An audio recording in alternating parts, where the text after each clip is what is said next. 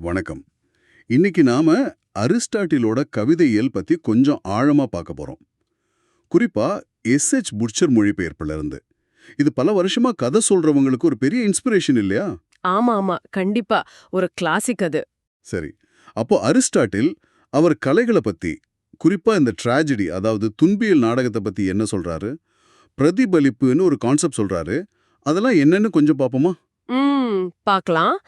Aristotle என்ன சொல்றாருன்னா, இப்ப கவிதை, நாடகம், இசை, டான்ஸ் இந்த மாதிரி பல கலை வடிவங்கள் இருக்கு இல்லையா? ஆமா.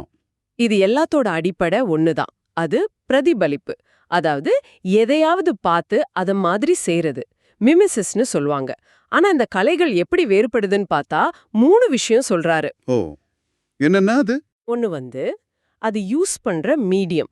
சிலதுல மொழி இருக்கும், சிலதுல மியூசிக், சிலதுல ரிதம் அப்படி. 2வது அது எதை பிரதிபலிக்குதுங்கிறது. அதாவது மனுஷங்கள ரொம்ப உயர்வா காட்டுதா, இல்ல ரொம்ப தாழ்வா காட்டுதா, இல்ல உள்ளது உள்ளபடி இயல்பா காட்டுதா. 3வதா பிரதிபலிக்கிற முறை. அதாவது ஒரு கதையா சொல்றாங்களா, இல்ல செயல் வழியா நேரடியா நடிச்சு காட்டுறாங்களா. இதுதான் வித்தியாசம். ஓஹோ. அப்போ வெறும் காப்பி பண்றது மட்டும் இல்ல கலை, அது எதை காட்டுது, எப்படி காட்டுதுங்கிறது முக்கியம். சரி, இதுல குறிப்பா துன்பியல் நாடகம், ட்ராஜடி பத்தி என்ன சொல்றாரு? அது ஏன் அவ்வளவு ஸ்பெஷலா இருக்கு?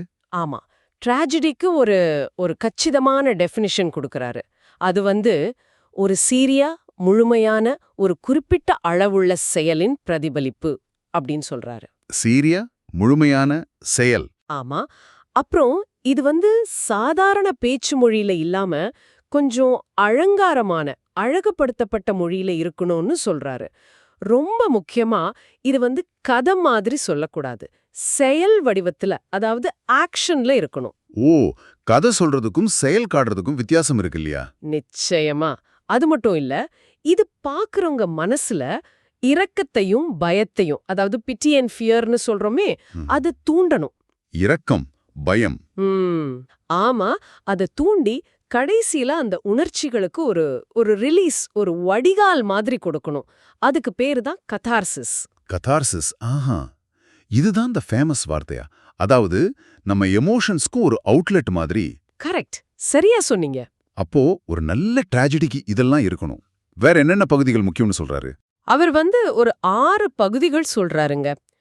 கதை அமைப்பு, அதாவது பிளாட், அப்புறம் பாத்திரம், கேரக்டர், மொழிநடை, டிக்ஷன், சிந்தனை, அதாவது தாட், காட்சி அமைப்பு, ஸ்பெக்டக்கிள், கடைசியா பாடல், சாங். 6 விஷயங்கள். இதுல எது ரொம்ப முக்கியம்? அதுல கதை அமைப்பு தான், பிளாட் தான் ரொம்ப ரொம்ப முக்கியம்னு சொல்றாரு. அதுதான் ட்ராஜடியோட ஆன்மாவே, சோல் மாதிரி அப்படிங்கிறாரு. அவர் என்ன அளவுக்கு சொல்றாருன்னா, செயல் இல்லாம, அதாவது பிளாட் இல்லாம ஒரு நாடகம் ட்ராஜடியா இருக்க முடியாது. ஆனா பாத்திர படைப்பு, கேரக்டர் டெவலப்மெண்ட் அது இல்லாம கூட இருக்கலாம்னு ஒரு கருத்து சொல்றாரு. அப்படியா சொல்றாரு? அடங்கப்பா. நாம பொதுவா கேரக்டர்ஸ் தான் முக்கியம்னு நினைப்போம். ஆனா அரிஸ்டாட்டில் பிளாட்டுக்கு அவ்வளவு இம்பார்ட்டன்ஸ் கொடுக்கறாரா? ஆமா, ஏன்னா செயல்பாடு தான் முக்கியம் அவருக்கு. சரி, அப்போ அந்த ஆன்மான்னு சொல்ற கதை அமைப்பு எப்படி இருக்கணும்? அதுக்கு ஏதாவது ரூல்ஸ் இருக்கா? இருக்கு. அது ஒரு முழுமையா இருக்கணுங்கிறாரு. அதாவது ஒரு தெளிவான தொடக்கம், நடுப்பகுதி, அப்புறம் ஒரு முடிவு இருக்கணும். எல்லாம் லாஜிக்கலா கனெக்ட் ஆகணும். அப்புறம் அது ஒரே ஒரு மையச் செயலை சுத்தி தான் இருக்கணும். ஒரே ஹீரோவோட பல சம்பந்தமில்லாத சம்பவங்களா இருக்கக்கூடாது. Unity of action. ஓகே, ஒரே மையச் செயல். இன்னும் சொல்லப்போனா, நல்ல சிக்கலான கதை அமைப்புகள்ல, அதாவது காம்ப்ளெக்ஸ் பிளாட்ஸ்ல 2 விஷயம் முக்கியமா இருக்கும். 1 பெரிஃபேஷியான்னு சொல்ற நிலைமை மாற்றம். நிலைமை மாற்றம்னா? அதாவது நம்ம ஒன்னு எதிர்பார்த்துட்டு இருப்போம், ஆனா அதுக்கு அப்படியே தலைகீழா நடக்கும். அந்த பெரிய ட்விஸ்ட் இருக்குமே. அதுதான். ஓ, சரி சரி. அந்த மாதிரி. இன்னொன்னு அனக்னோரிசிஸ், அடையாளம் காணுதல். அதாவது அறியாமையிலிருந்து உண்மை நிலையை உணர்றது. ஒரு கேரக்டர் எதையோ கண்டுபிடிக்கிறது, இல்ல தன்னையே புரிஞ்சுக்கிறது, இந்த மாதிரி. ட்விஸ்டும் அப்புறம் ஒரு பெரிய உண்மையை உணர்றதும், இது ரெண்டும் இருந்தா அது காம்ப்ளெக்ஸ் பிளாட். ஆமா, இது கதைக்கு ஆழம் கொடுக்கும். அப்புறம் ஒரு முக்கியமான பாயிண்ட் சொல்றாரு பாருங்க.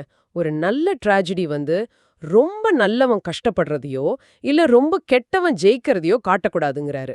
ஓ, அப்போ எப்படி இருக்கணும்?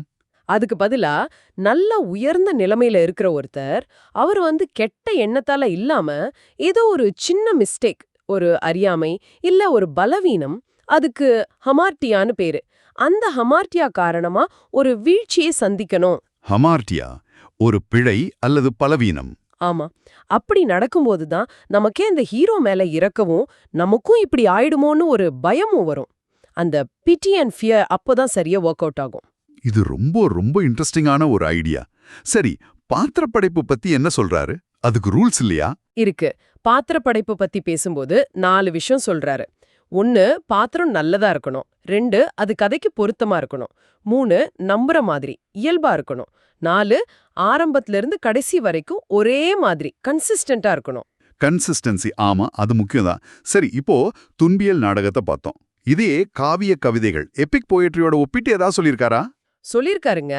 ரெண்டுமே கொஞ்சம் உயர்ந்த மனுஷங்களோட செயல்களை பத்தி தான் பேசுது. ஆனா சில முக்கியமான வித்தியாசங்கள் இருக்கு.